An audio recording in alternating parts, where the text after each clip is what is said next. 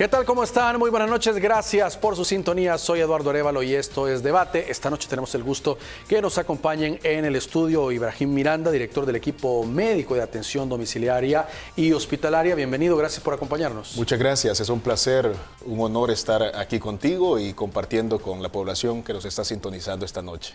Y también nos acompaña Jesús Vázquez, también su director del equipo médico de atención domiciliaria y hospitalaria. Bienvenido, gracias por acompañarnos. Buenos días, ¿qué tal, Eduardo? Un placer estar aquí contigo y un saludo a los amigos televidentes que nos sintonizan y pues feliz año nuevo. Muy bien, y vamos a saludar a quien hace posible este primer segmento de debate, la Central de Seguros y Fianzas, líder en fianzas. Los salvadoreños somos valientes. Somos solidarios. Juntos saldremos adelante. Como siempre, ánimo y a luchar.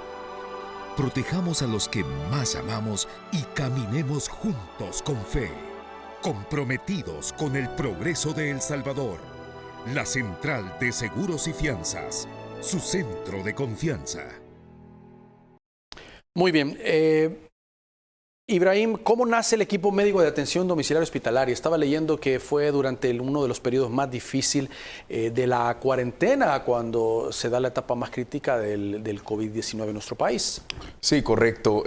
Nosotros iniciamos, el país entró en cuarentena el 24 de marzo y nosotros iniciamos y se hace muy difícil la situación porque iniciamos con nuestras propias familias a tratar una enfermedad que desconocíamos, una enfermedad totalmente nueva.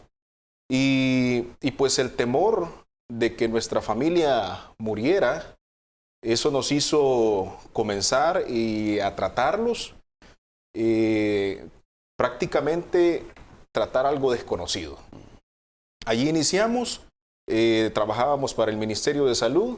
En ese momento fue bastante complicado estar en los dos lugares tratando a nuestra familia porque comenzaron a caer, o sea, tú sabes, en ese momento comenzaron a caer muchas personas, entre ellos personalmente tuve a mis padres, el cual también era un miedo y algo también que no solo era mío el miedo, sino que también de parte de mi madre y de mi padre, que no querían ser trasladados al hospital.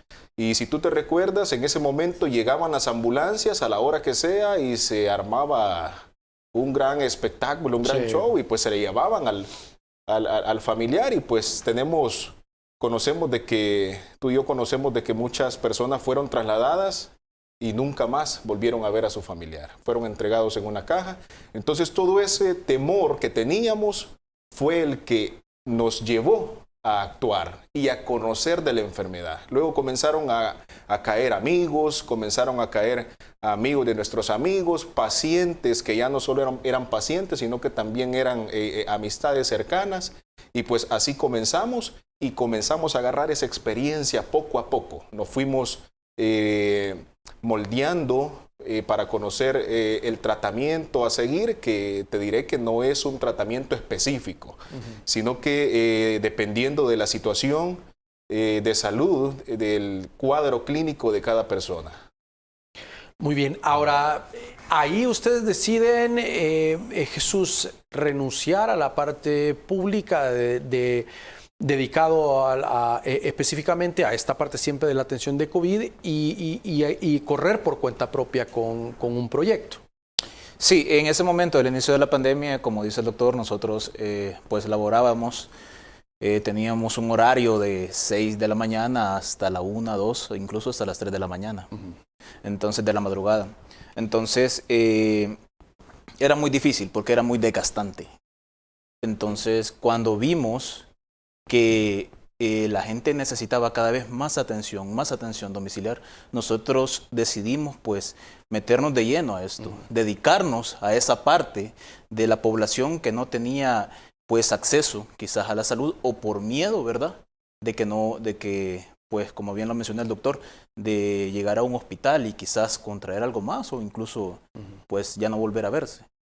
Incluso había gente con padecimientos crónicos que dejó de ir a chequearse la diabetes, la hipertensión, porque decían, si yo con mi condición voy al hospital a traer COVID, voy a ir y se me va a complicar más mi situación de salud. Bueno, y son casos que ahora estamos viendo que algunos médicos dicen, mire, los pacientes que nos están regresando después de un año, año y medio, vienen con los niveles disparados porque dejaron mucho tiempo de asistir por el mismo temor a los contagios. Correcto, correcto, es lo que sucedió y es lo que, recordémonos de que no solamente el COVID está matando, Claro, sino que también enfermedades, hipertensión arterial, diabetes, problemas que siguen afectando al mundo. Y como tú muy bien dices, ese momento fue un momento en el que todo se descontroló. Todo se descontroló, incluso como decía el doctor Vázquez,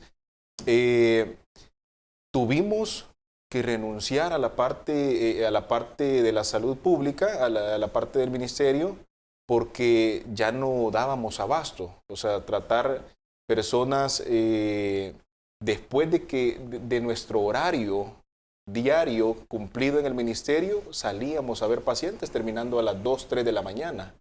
Entonces era algo bien desgastante y teníamos también esos mismos pacientes que tú mencionas, o sea, porque teníamos ya controles, tenemos controles mensuales de pacientes diabéticos, hipertensos, con insuficiencia renal, cardiópatas, o sea, tenemos controles mensuales que hubo una mayor demanda por lo mismo que tú explicas, porque ya no querían ir. Entonces nosotros teníamos que llegar a sus casas y ya fue algo estar atendiendo ese tipo de personas, ese tipo de pacientes y estar atendiendo también COVID-19.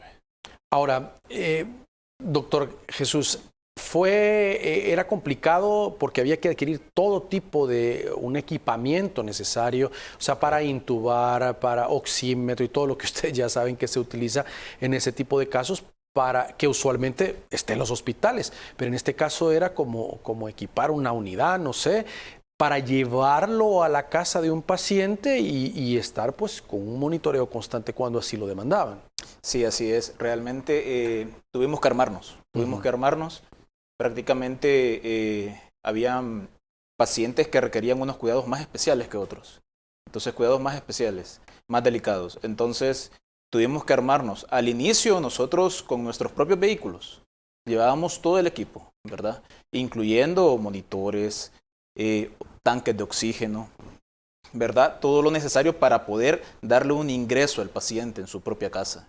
Es decir, llevar todo el hospital hacia las casas de los pacientes y pues nos costó mucho porque en ese momento había una escasez de todo, desde un termómetro, oxímetro, hasta por el oxígeno. Entonces nos costó bastante. Gracias a Dios, durante todo este periodo, ya de estos 2 años, nos hemos armado bastante. Entonces ya contamos con un equipo muy fuerte, incluso con diversidad de médicos en el equipo, de especialistas, y ya tenemos pues prácticamente un hospital en casa, prácticamente.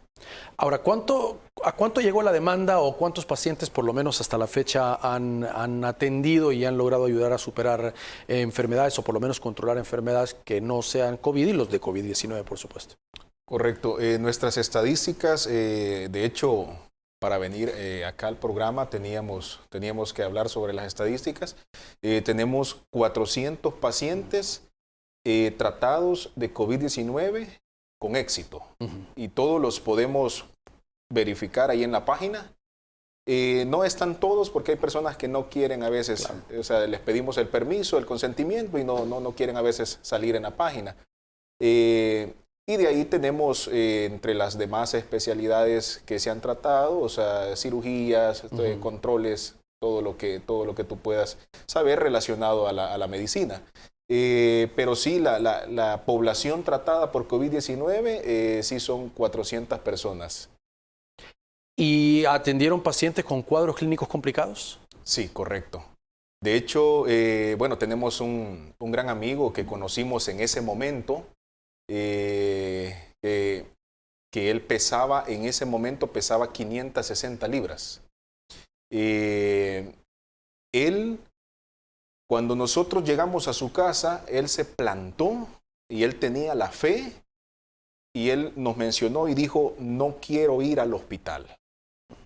Inmediatamente nosotros como médicos en ese momento y como seres humanos nos afligimos. O sea, porque el hecho de verlo a él con una obesidad mórbida era algo que nos comprometía mucho la vida de él. Y con COVID-19, entonces ya era algo que, imagínate, él se le iban 4 o 5 tanques de oxígeno de 220 pies diarios. Diarios. O sea, diarios. 5 eran. Sí, bien recuerdo que eran 5. Y tenía, o sea, estamos hablando el litraje a full. O sea, el litraje a full. Después también tuvimos al amigo de él, que es muy conocido, nuestro amigo Oscar Sandoval, Soya City. Muy conocido él, lo tuvimos también bastante mal de salud, sabemos que también tiene una obesidad. Asimismo hemos tenido pacientes muy delicados de edad muy avanzada. No, estamos hablando de 90 años. O sea que incluso nosotros nos daba ese temor de perder a ese paciente. Y pues hemos tenido, y de ahí con unas patologías, hipertensión arterial, diabetes, o sea, totalmente disparadas. ¿Atendieron, doctor, en diferentes zonas del país? ¿Les hablaban, me imagino, algunos lugares un poco más lejos, otros más cerca, o otros difícil también de llegar? Sí, de hecho, al momento de la pandemia y a medida que fueron incrementando los casos, comenzaron a llamarnos de San Salvador y fuera de San Salvador. Entonces, incluso en otros departamentos, por ejemplo, San Miguel, ¿verdad? Santa Ana. Entonces, nosotros hemos tenido pacientes en diversidad de lugares. Lugares a veces, pues, de difícil acceso. Primero, para los vehículos. Hemos tenido que incluso, cuando teníamos que transportar los cilindros de oxígeno, nosotros cargábamos con los cilindros. Porque eran zonas muy difíciles de accesar. También eran algunas zonas bastante peligrosas,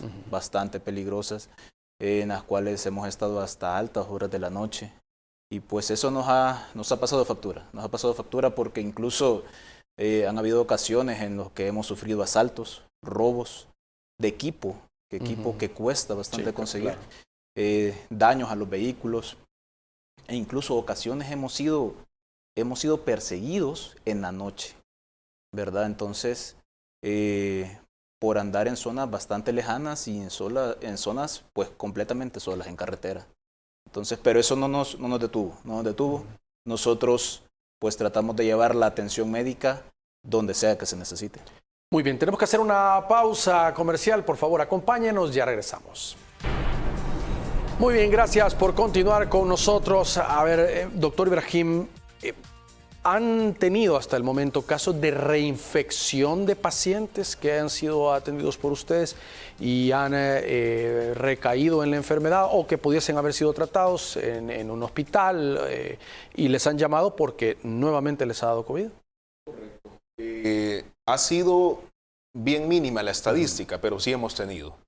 Hemos tenido pacientes por segunda vez, ya tratarlos por segunda vez, pacientes incluso que ya están vacunados, con un cuadro bastante grave, bastante delicado, y pues la atención a veces se nos ha complicado un poco más, porque a veces el mismo paciente muestra una resistencia a los tratamientos, y hay que correr con tratamientos a veces que son más difíciles de conseguir, son más caros, y entonces a veces nos ponemos en situaciones que tenemos que correr, y por lo tanto cada una de esas cosas nos ha venido preparando, nos ha venido equipándonos más porque vemos la necesidad.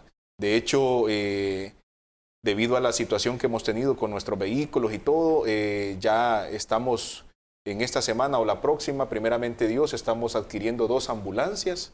Nuestro centro médico va creciendo tenemos ya bombas de infusión, tenemos monitores, tenemos muchas cosas que nos van a volver aún más expertos en el área. Porque déjame decirte de que la experiencia se gana viendo un y otro paciente. Solamente así hemos ganado la experiencia y como te decía desde un inicio, le hemos ganado a pura fuerza, porque comenzaron a caer nuestros familiares y teníamos que ver qué hacíamos por ellos. Pero sí hemos tenido esos pacientes. De hecho, déjame decirte que mi mamá hace aproximadamente 6 meses, por segunda vez, estuvo delicada. Por segunda vez, ya vacunada. Entonces, sí hemos tenido y sí puede pasar. Y la población que nos está viendo, que tengamos las vacunas no significa que no vamos a adquirir la enfermedad. Es como hay gente que dice, bueno, gracias a Dios está Omicron, dice, esta no es tan letal, entonces ya puedo empezar a bajar la mascarilla, o solo tenía una dosis, ya no es necesario que me aplique las demás. La gente se ha confundido. Para la gente que está vacunada, puede ser que le dé leve, puede ser que no, pero a alguien que no está vacunado le llega una variante como Omicron, puede resultarle muy complicado, doctor. Sí, así es. La vacuna pues está hecha para reforzarnos. Una vez si pues por algún descuido llegamos a infectarnos por alguna variante del virus, pues nuestro cuerpo puede responder y puede pasar por la enfermedad en una etapa leve, ¿verdad? Para eso es la vacuna. No tenemos que bajar la guardia, no tenemos que quitarnos la mascarilla, debemos de lavarnos las manos siempre, ¿verdad? Entonces, las personas que no tienen vacuna, que no tienen ninguna vacuna, tienen más probabilidad de llegar a una enfermedad grave, a una etapa grave de la enfermedad. Entonces ya hemos tenido numerosos pacientes que pues lastimosamente no han logrado colocarse ni una dosis de la vacuna y pues han llegado a estados muy críticos, saturaciones muy bajas, debajo de 80 incluso. Pacientes que han estado bastante dedicados y al borde de la muerte, ¿verdad? Entonces es muy importante pues aprovechar este espacio para también recalcar la importancia de la vacuna, ¿verdad? Ahora, doctor, hay gente que ha aprendido lecciones de la pandemia, pero hay otros que parece que no. Yo he escuchado gente que dice, se pone la primera dosis, nada menos en un sondeo, en uno de los noticieros, lo veía un día de estos, y le decía, ¿usted ya se vacunó? Sí, una. ¿Y por qué no fue? No, es que mire, el día que me la pusieron yo me puse mal.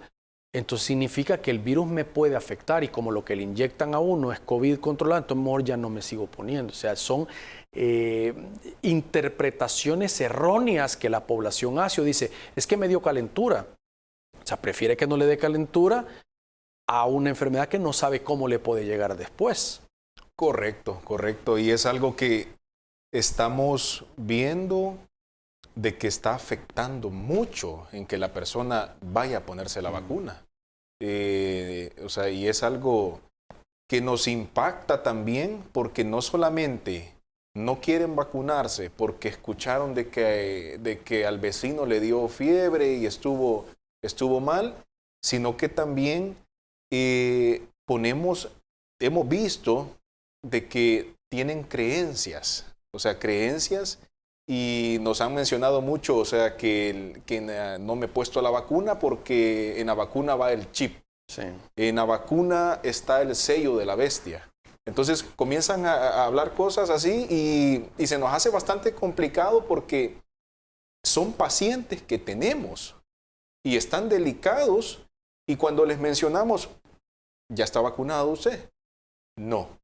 Y nos comienzan a decir sus teorías ahí que las tienen bien arraigadas. Y es cuando vemos y les decimos, entonces por esa razón usted se ha puesto así. Y venimos y les decimos, cuando usted salga de esta enfermedad, cuando ya le demos el alta médica, usted se va a vacunar. No. Nos dan una respuesta rotunda y nos dicen no. Entonces, esa a veces es algo que hay que estar luchando con la población y es que agradecemos este tiempo que nos das para poderle transmitir a la población que acudamos a la tercera dosis, al que no tiene ni la tercera, que acuda a ponerse las vacunas, porque es algo que nos va a proteger ante una gravedad del mismo virus.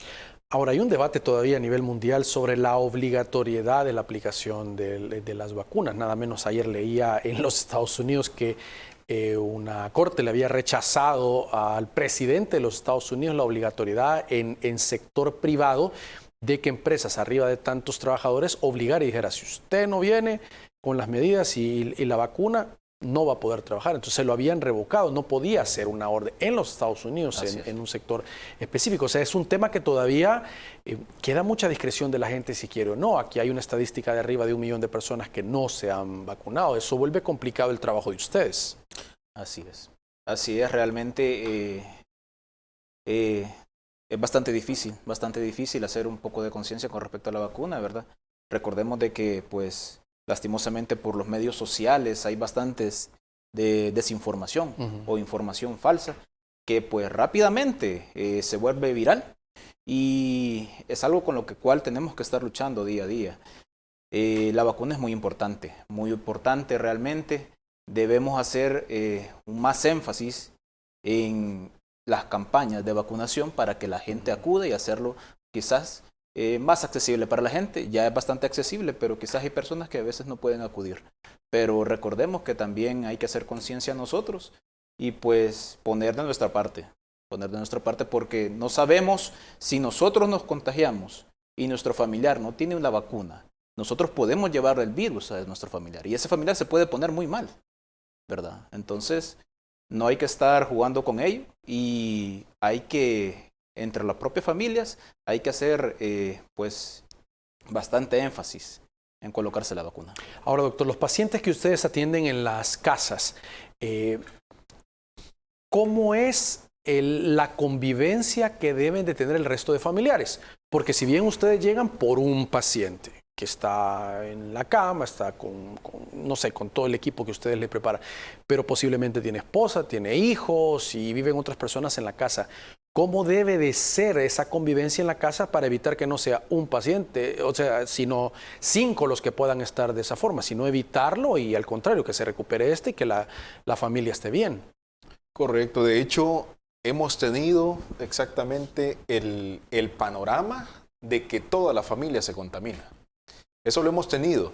Y cuando nosotros llegamos, le damos a la familia una educación de todo lo que tiene que hacer y les explicamos el riesgo que corren.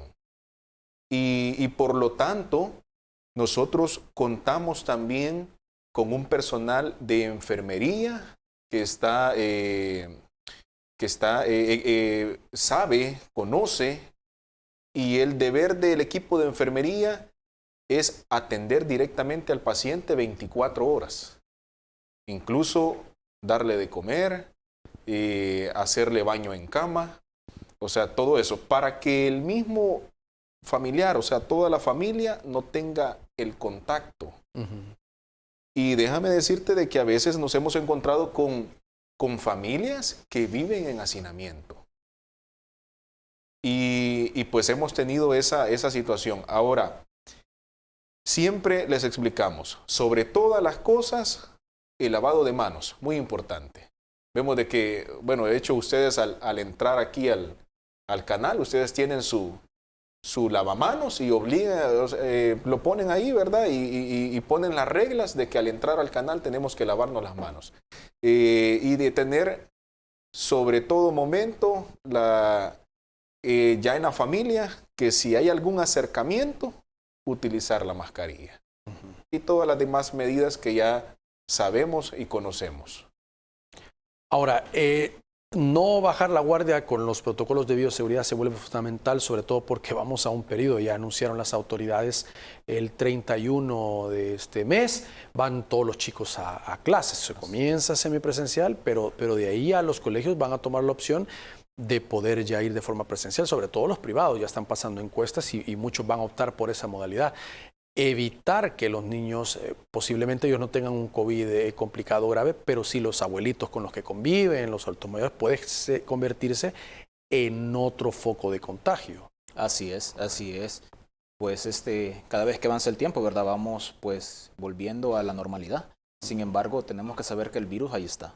y ahí está y siempre va a estar y pues lastimosamente así va a ser. No debemos bajar la guardia, más que todo por nuestros familiares que pueden ser más vulnerables.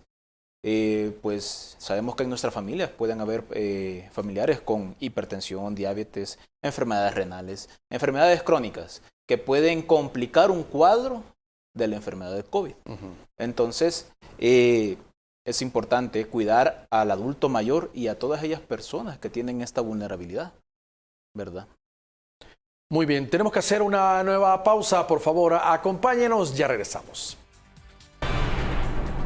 Muy bien, gracias por continuar con nosotros. Doctor, estaba diciendo en el segmento anterior que ya es un equipo donde se han integrado enfermeras, más especialistas para la atención de los diferentes problemas que pueda presentar un cuadro de COVID asociado a. ¿De cuántas personas estamos hablando que ya están con ustedes trabajando? Correcto, estamos en este momento, incluso estamos ya armando nuestra planilla para comenzar en nuestro centro médico. Ahorita conformamos el equipo, somos 10 médicos en total, diferentes especialidades, recalcando que no solamente vemos el área de COVID, correcto, sino que vemos todo a nivel general. Y también tenemos en el equipo 15 el personal de enfermería, 15 enfermeros, 15 licenciados en enfermería y complementándonos también con licenciados de laboratorio clínico que van a conformar nuestra planilla para el centro médico, licenciados en química y farmacia y polivalentes también, 2 polivalentes. Ahora, han tenido llamadas de diferentes zonas del país, pero también de fuera, que conocieron los servicios y les llamaron que si podían llegar a atender. O sea, es un modelo que es bien novedoso y que no está en todos los países, ¿verdad? Correcto. Y hemos tenido algo que a veces nos ha impactado y a veces es algo que llegamos al punto de decir, o sea, nos están llamando, o sea, ¿qué hacemos? Porque tuvimos una llamada, de repente nos entra una llamada de Colombia. Entonces, y nos dicen, nosotros sabemos de que ustedes son de El Salvador, pero necesitamos de que vengan a Colombia, que venga a Colombia, doctor, a tratar a mi papá. Yo lo mando a traer con los gastos pagados y cóbreme lo que sea, pero mando a traer a todo su equipo. Entonces, fue algo que inmediatamente también es algo como lo pensamos y decimos, nos da un poco de temor. A veces salir y no sabemos a veces con quién nos vamos a encontrar. De ahí hemos tenido de todo Centroamérica que nos han estado llamando también, Honduras, Guatemala y hasta yo tengo audios en el celular que han mandado personas llorando. Tengo una señora que mandó un audio de Honduras llorando, suplicando de que fuésemos allá a ver al esposo. Entonces, y situaciones así que de Estados Unidos nos han llamado también. Entonces es algo que como tú muy bien dices, no hay un equipo así y cuesta que salga porque, y el doctor Vázquez lo decía al inicio, cuando andamos en la calle, vamos a esos pacientes, a veces atravesamos muchas cosas. Claro. O sea, asaltos, o sea, nos han perseguido con armas para querer quitarnos los vehículos. Llegamos a nuestro vehículo después de ver al paciente y está rodeado el vehículo de pandilleros. Y nos han pedido que cada vez que lleguemos, $5 o $10. Entonces nos han cobrado, o sea, y a veces también hemos quedado con los mismos pacientes, no hemos cobrado. O sea, no hemos cobrado honorarios. Incluso nos hemos topado a veces con situaciones que son familias muy de escasos recursos. Y es cuando entra también la humanidad y es cuando comenzamos a ver e incluso comunidades se han unido para poder reunir para el oxígeno, para poder... Y nosotros nos hemos quedado brindando los servicios médicos de una forma gratuita en esos casos. Ahora, siempre también comprendiendo que nosotros también gastamos Claro. O sea, tenemos que ir hemos tratado ahí en nuestra página, están Sonsonate, Santa Ana, San Miguel. O sea, hemos andado por todos lados y gastamos combustible, gastamos insumos, son cosas que también hemos hecho, pero ahí están y son cosas que también nos alegran poder ayudar a las personas. Muy bien. En cuanto a la variante Omicron, según las estadísticas de las autoridades, registra un aumento de 484% en 7 días. Yo creo que nadie lo visualizó así cerrando el año. Si se imaginó pues que obviamente no hubo ningún tipo de restricción para que los salvadoreños en el exterior pues llegaran a ver a sus familiares donde ya estaba la variante Omicron, claro, pero que se multiplicara exponencialmente de esa forma, porque habíamos pasado un periodo de las vacaciones de Semana Santa, las vacaciones de agosto, y no se había, por lo menos oficialmente, contabilizado un aumento tan grande. Ahora, se da esta nueva variante, sobre todo con más fuerza en el cierre de año, y bueno, tenemos los resultados de las estadísticas que están manejando en el país. Bueno, y no es un caso de solo el país, pues estamos viendo Europa, estamos viendo Estados Unidos, o sea, los números van al alza, es decir, hay que mantenerse con las medidas. Sí, así es. Pues lastimosamente finalizamos el año con la noticia de una nueva variante, ¿verdad? El Omicron. Y pues resulta de que esta es todavía más contagiosa que la previa, que era la Delta, ¿verdad? Entonces, y pues, lastimosamente, durante el periodo festivo de este diciembre, tanto los salvadoreños como los que viven en el extranjero vinieron, ¿verdad? Entonces, hubo ahí muy probablemente, ahí fue el enlace para poder comenzar a aumentar los casos y contagios, ¿verdad? No sabemos porque no hay dato oficial de que se encuentre la variante, ¿verdad?, circulando, pero sí sabemos de que durante el periodo festivo se relajaron bastante las medidas de bioseguridad. Entonces aquí estamos viendo lastimosamente las consecuencias, ¿verdad? Ya comienzan a haber bastantes casos. De hecho, nuestro equipo médico se encuentra en este momento, el resto del equipo médico se encuentra viendo pacientes ahorita. ¿Verdad? Que en la noche nos han llamado para pedir cita y nosotros hacemos el esfuerzo de podernos coordinar porque ya comenzaron a subir bastante los casos. Ahora, según lo que se conoce de Omicron, parece que no baja, que queda en las vías aéreas, nariz, bueno, toda la parte de la boca y todo, y no llega a los pulmones tanto como Delta, por ejemplo, que era lo que más complicaba a la gente, la oxigenación, y eran casos más graves que se registraban. ¿Es así? Lo que sucede es que la Omicron tiene un nivel de contagio más grande. Correcto. Pero los estudios, las investigaciones nos dicen de que la letalidad de la variante Omicron es menor. No así a la Delta, ¿verdad? Que la Delta era lo contrario. Y es cuando tomamos esa parte que nos dices tú de las vías aéreas, y es cuando así nos damos cuenta de que los síntomas de la Omicron se quedan reflejados bastantes en un proceso gripal, a donde hay una rinorrea, un flujo nasal bastante continuo, las fiebres, a donde hay un dolor de cabeza, a donde hay una tos, pero no así tanto se ve la severidad de lo que es la variante, llegando al punto de causarnos una insuficiencia respiratoria como lo hacía la Delta. Entonces, es esa la situación que estamos viendo actualmente, que sí se está manifestando bastante por un proceso gripal, bastante fuerte. Entonces, pero también pueden existir casos, no hemos tenido aún, pero pueden existir casos de que hayan también complicaciones. ¿Cuáles son los síntomas, digamos, que una persona debe estar atenta para decir, tengo un contagio? porque realmente estamos en un periodo, hay cambios de clima que pueda dar gripe, entonces de repente tampoco por cada gripe hay que alarmarse, pero sí algunos síntomas que ustedes consideren y que alguien deba decir, no, esto ya parece que no es tan normal, mejor voy y me voy a hacer un examen. Me refiero a una persona vacunada o no. Así es.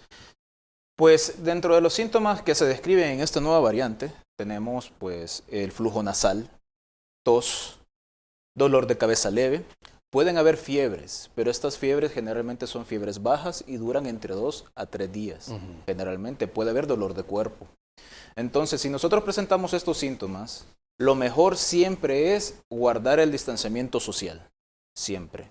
La mascarilla y el lavado de manos. Es muy importante hacer eso de primera mano. ¿Por qué? Porque podemos exponer bastante a las personas que están a nuestro alrededor. Una vez nosotros nos percatamos de que tenemos esos síntomas y hemos hecho eso, también sería bueno contactar, ya sea pues con su doctor de confianza, ¿verdad? O buscar atención médica adecuada para pues descartar cualquier otra enfermedad, ¿verdad? Que podría ser más grave, ¿verdad? Puede ser que sea en una etapa leve o puede ser de que ya comience a presentar síntomas moderados o graves, como mencionaba el doctor. Esta variante se ha visto de que pues pasa por una gripe, básicamente puede llegar a confundirse, pero recordemos de que todas las demás variantes ahí están, todas están. Entonces, si una persona no tiene la vacuna, corre más riesgo de pues presentar una etapa grave. Ahora, doctor, el caso que siempre desde que inició la pandemia es complicado es el caso de los asintomáticos, precisamente por no tener síntomas. A eso lo que le corresponde es, si saben de algún nexo que les dicen, estuve el sábado con esa persona y le dio COVID, tienen que ir a correr a hacerse el examen porque no va a presentar alguna manifestación como cualquier otro paciente que dice, me siento mal, voy. Esta persona no va a presentar nada. Correcto, no va a presentar ningún síntoma. Y es cuando tenemos el peligro de que esta persona lo anda regando por todos lados. Y bueno, conocemos de que a veces la cultura más que todo del hombre, o sea, incluso cuando si acaso tiene síntomas, él no quiere tratarse. Es difícil cuesta que vaya a un médico. Siempre anda la esposa, siempre anda como que empujándolo para que vaya a pasar consulta. Ahora, tú te imaginas el asintomático, o sea, aunque tenga el contacto, haya el nexo ahí con alguien que salió positivo, va a costar que se vaya a realizar una prueba. O sea, es algo bien difícil y hay que hablarlo tal y como es, de que va a costar de que acuda a realizarse la prueba. Y es algo que lo vemos, de que esta persona lo va a regar más. Y a quien se lo pase, probablemente sí le va a causar un cuadro de severidad. Muy bien. Tenemos que hacer una nueva pausa. Por favor, acompáñenos. Ya volvemos. Muy bien, gracias por continuar con nosotros. A ver, doctor, algunos creen que ya estamos y lo han puesto así en algunas publicaciones recientemente en nuestro país, en la batalla final, dicen, del COVID-19, con esto de la cantidad de personas que se va a contagiar, se va a crear, aseguran la inmunización de rebaño y que después ahorita habría un alza y luego iríamos en una franca disminución de los casos. ¿Hay que ser tan optimista? ¿Puede ser que sea así la parte del virus o podrían surgir nuevas variantes que compliquen el panorama? Pues recordemos, si nosotros relajamos todas las medidas, le estamos dando chance al virus a que se disemine, se propague. Las variantes surgen porque a medida de que las personas se contagien, hay chance de que el virus tenga mutaciones en su código genético. Y si tiene mutaciones, esta puede generar variantes y estas variantes pues pueden ser una variante que cause una enfermedad leve o pudiera llegar a causar una enfermedad grave. Entonces, se prevé de que, pues gracias a la cantidad de vacunas que van hasta el momento, la inmunización suba y pues ya no se presenten casos graves, pero siempre hay esa posibilidad y no sabemos realmente a quién de nuestra familia va a llegarle el virus o dónde va a surgir una nueva variante que nos pueda causar una enfermedad grave. Ok. Se estaría por convertir de una pandemia a una endemia, aseguran algunos. ¿Cuál es la diferencia de esto entre pandemia y endemia? Correcto. Y solamente también agregar algo. Algo que es bien preocupante con la pregunta que nos hacías, con lo de los niños. Es algo que nos ha llamado mucho la atención. Y antes que se me olvide, quería compartirlo. Porque los niños cuadruplican la carga viral. Entonces, los niños transmiten el virus aún con más fuerza. Y es algo que nos llama mucho la atención porque hemos tenido pacientes que han tenido niños y uno de los padres está contaminado. Y viene y han mandado al niño a otra casa, a donde están los abuelos del niño. Y es cuando el virus viene y se va ahí en el niño, pues, y lo llevan a la otra casa. Y eso nos ha preocupado bastante y es algo que tenemos que recalcar a la población porque los niños son bastante fuertes. Hemos visto que ante el virus son bastante fuertes y el sistema inmunológico de ellos resiste bastante. Y es algo que tenemos que tener bastante cuidado. Ahora, podría pasar el virus a algo que vino como dejó de ser la pandemia, referente a la pregunta que nos hacías, y pasar ya a algo que llegó para quedarse. Que llegó para quedarse y que calculamos, o sea, de que las variantes van a ir así, de una tras otra. Y que nos vamos a estar vacunando quizás todos los años. O sea, ya en el esquema de vacuna vamos a tener que estar recibiendo esa vacuna. Y es algo que sí nos llama mucho la atención porque las variantes, o sea, nos hemos dado cuenta que van una tras otra. Y hace falta, o sea, si nos ponemos a hablar de las últimas variantes, Delta Cron, que es la combinación de la Delta con la Omicron, tenemos la Flurona, tenemos la IJU, que existen, que no hay todavía suficiente información. Pero imagínate, tenemos que van saliendo una tras otra, una tras otra. Y estamos dándonos cuenta de que esto va así.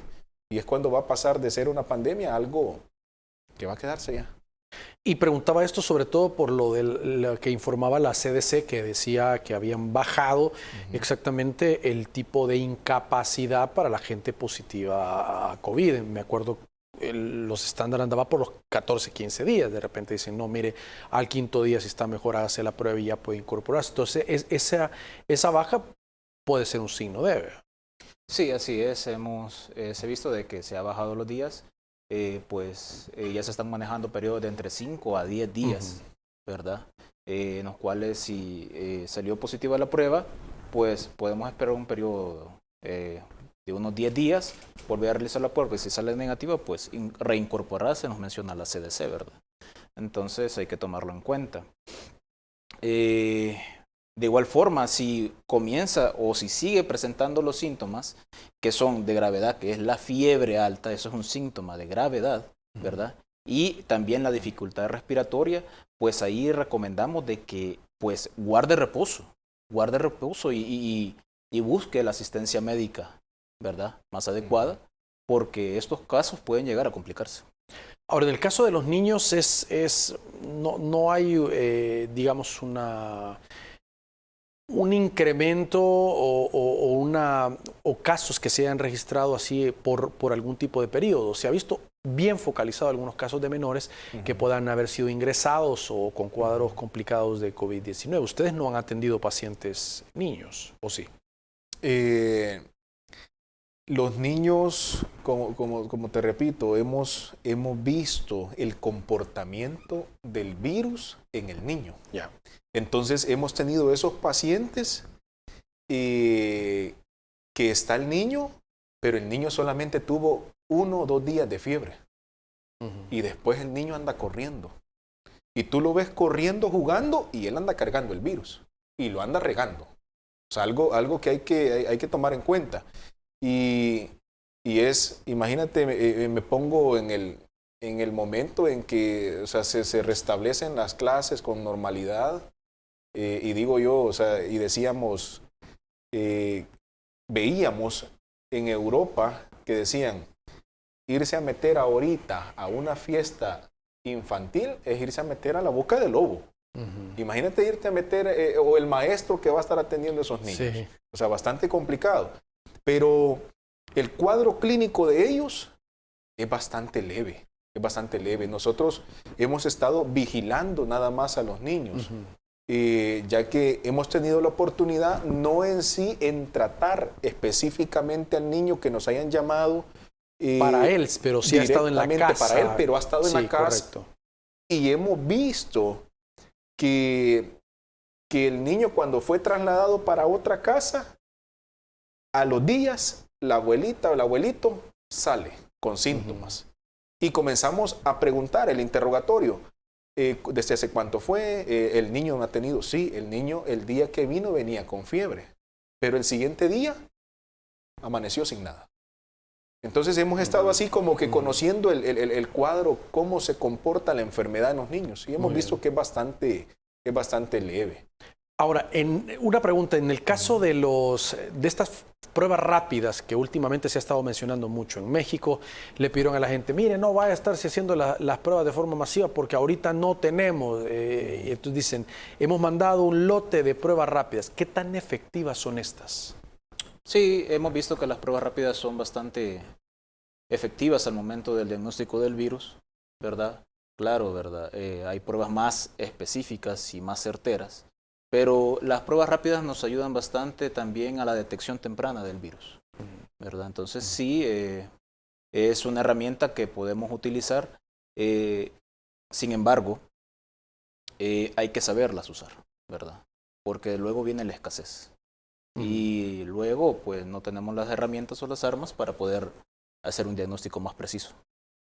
Porque hay gente que dice, no, es que yo siento que yo voy más seguro a la PCR, dice, porque me hago la otra y esa, pues no me funciona. Y a veces depende de los días que debes de esperar o saber cuándo hacerte. No es que una sea buena y la otra mala, si no la sacarían del mercado y ya no se podría realizar, sino que no nos han informado como ciudadanía cómo se administra bien y a qué tiempo esperar o calcular para poder hacer una o la otra. Correcto. El antígeno es una prueba como muy bien lo escuchamos, una prueba rápida. Pero también el momento, como bien lo decías, y hay que decirle a la población, porque nada menos hace 2 días hablaba con unos pacientes y me decía ella, hoy amanecí con síntomas. Y me fui a hacer la prueba y salió negativa, doctor. Entonces, yo le digo, muy rápido se la hizo. Entonces, es algo que hay que enfatizar muy bien, que hay que esperar por lo menos 3 días, de 3 a 5 días para realizarse la prueba. Ahora, lógicamente, el cuadro clínico es algo que hay que tener en cuenta, porque imaginémonos si esta persona comienza con fiebres de 39, o sea, comienza una insuficiencia respiratoria, o sea, tampoco va a esperar 3 días para irse a realizar la prueba, porque de hecho nosotros hemos tenido pacientes en el momento eso hace 1 año y medio, cuando era bien difícil hacerse una prueba, hemos tenido de que no necesitábamos hacer una prueba para diagnosticar, sino que nos íbamos con la clínica, o sea, con examinar al paciente, con escuchar sus pulmones, y es por eso que nosotros no vemos adecuado hacer una videollamada, una telemedicina. O sea, sabemos, o sea, eso, ¿cómo yo te voy a examinar, Eduardo? O sea, si tú me estás llamando, entonces vemos de que no es algo muy certero y se sigue haciendo. Entonces es algo de que hay que tenerlo en cuenta y para realizarse la prueba antes de todo siempre acuda al médico de cabecera y si no le convence su médico de cabecera, busque otro médico. Es algo que a la población también hay que enfatizar en eso porque como gremio médico hay médicos que se han muerto, hay médicos que le tienen mucho temor a la enfermedad y es normal porque nosotros también así somos. Tenemos miedo de enfermar a nuestras familias y ya ha sucedido el caso. Muy bien. Doctor, gracias por acompañarnos. ¿Cómo les pueden contactar? En nuestra página en Facebook aparece como EMAD, Equipo Médico de Atención Domiciliar y Hospitalaria. Estamos tratando para ver si ampliamos aún más con lo de las ambulancias para poder atender porque nos hemos quedado cortos. Las llamadas son excesivas y nos hemos quedado cortos, pero queremos atender a más población. Nuestros teléfonos, no sé si los puedo mencionar. Sí. 7512-7275 es nuestro teléfono donde se pueden comunicar. Podemos agendar una cita y que nos tengan un poco de paciencia en agendarlo, ¿verdad? Muy bien. Okay. Doctor Vázquez, gracias por acompañarnos. Gracias, es un placer haber estado aquí contigo. Y pues un saludo al amigo televidente, cuídense, no bajen la guardia. Buenas noches. Y gracias a ustedes por acompañarnos esta noche. Por favor, descansen su fin de semana y su cita con nosotros el próximo lunes.